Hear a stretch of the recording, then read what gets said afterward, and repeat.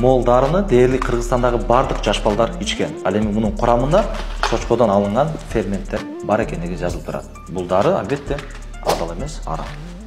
Учурда биздин аптекаларда, дарыканаларда сатылып жаткан көптөгөн дарылардын курамында чочкодон алынган арам ферменттер жана препараттар кезиген.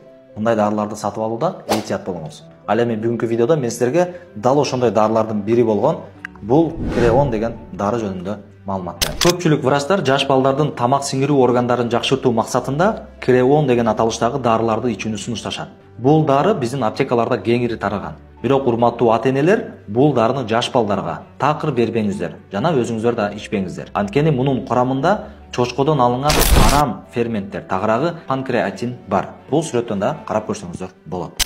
Ал эми чочконун арам экендиги жөнүндө Аллах Таала ыйык Кур'ан-ы Каримде 5 аятта эскертет. Ошондой эле пайгамбарыбыз Мухаммад саллаллаху алейхи вассалам өзүнүн куттуу хадисинде арам нерседе шифа жок экендигин айтат. Арам нерселерде Алла шифа койгон эмес. Бул пайгамбарыбыздын хадиси. Арам нерселерде Алла Тааланын шифасы жок. Бул однозначно сен кандай кылып медицинага салсаң деле болбойт.